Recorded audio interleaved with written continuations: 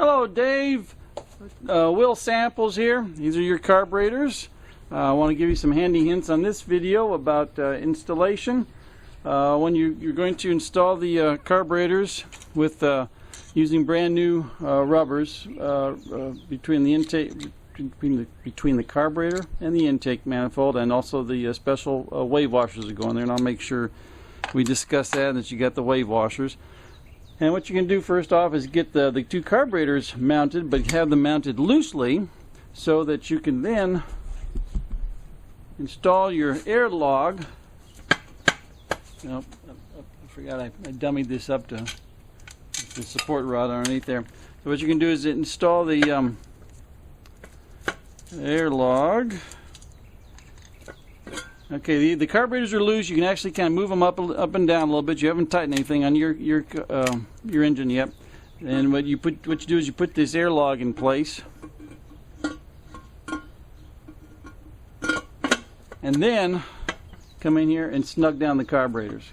That way you don't have the problem of snugging down the carburetors and tightening everything up first, and then coming along later and figuring out the carburetors are in the wrong place. So install your air log first, then snug down the carburetors, and at the same time double check underneath that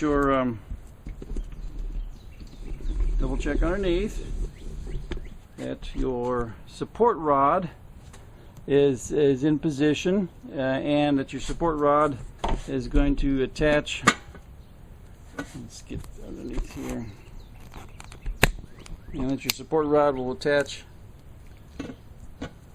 where it's supposed to on the air log. This is very important. Let me switch over to macro so you can see better. And make sure the air log is going to attach here properly. Excuse me. One of the things that people do, ordinarily this bolt is free and you just run it through like this, but assembling all this on the car is a real major pain, and what people are doing is brazing this bolt onto the top of this rod. It makes your life a lot easier when you're trying to do some assembly work. Now then, let's go over the carburetors. One of the things you're also going to do when you attach the, let's see, put this back on the stand.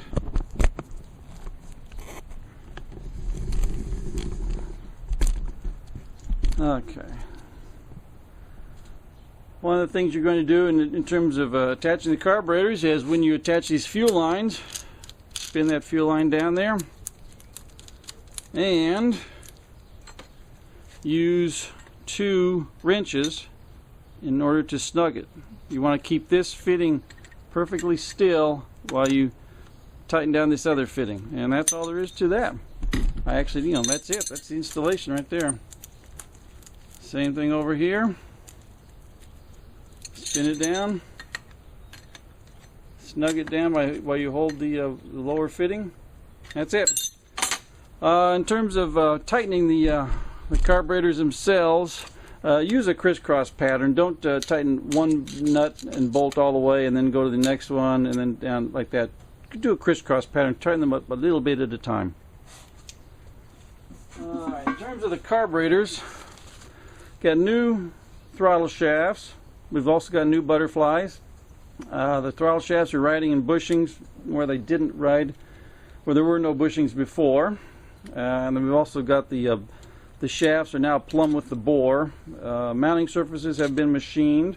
We've got here and here. Also mounting surfaces on the bottom and the top have all been machined. Got a factory Neyland seat. Got factory gaskets. You can tell because their color is red. Spin down here. You can tell this is a red gasket here, red gasket here. That's aftermarkets are black. Idle mixture screws have been machined, so they're now perpendicular to the carburetors. When these things came out of the factory, nothing was plumb and square on these carbs. They just, made them and threw them out the door as quickly as they could. Let's see. We got helicoils installed as need be for the air mounting air log studs, and underneath here. Anodized aluminum plates have been installed on the base to help reinforce the carburetors. and to replace material that's been machined off. All steel parts have been cadmium plated, not zinc, but cadmium. Let's see, we've got, I mentioned the mounting gaskets here. Don't forget the carburetor support rod.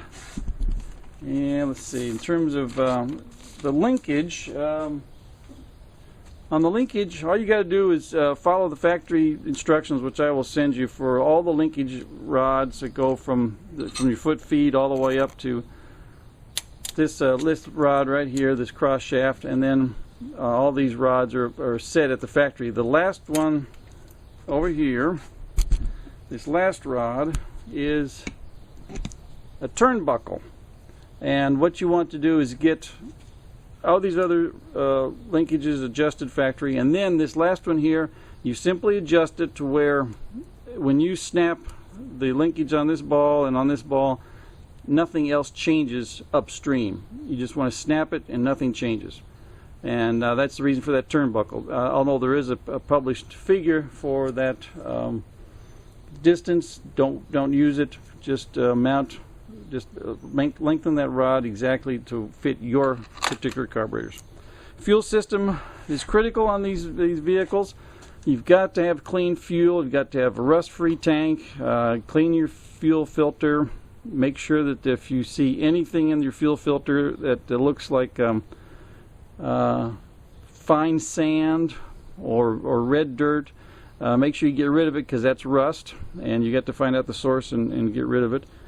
Trying to think what else. I also suggest installing an extra inline fuel filter between the original fuel filter and the fuel pump. And one thing you can do to test your fuel system, make sure there's no leaks, is gently pressurize your gas tank and watch all along the fuel system to see if any fuel comes out, seeps out if things get wet. And if you have any questions about any of this stuff, just give me a call. I have to make this installation video short and sweet so I can get it on YouTube.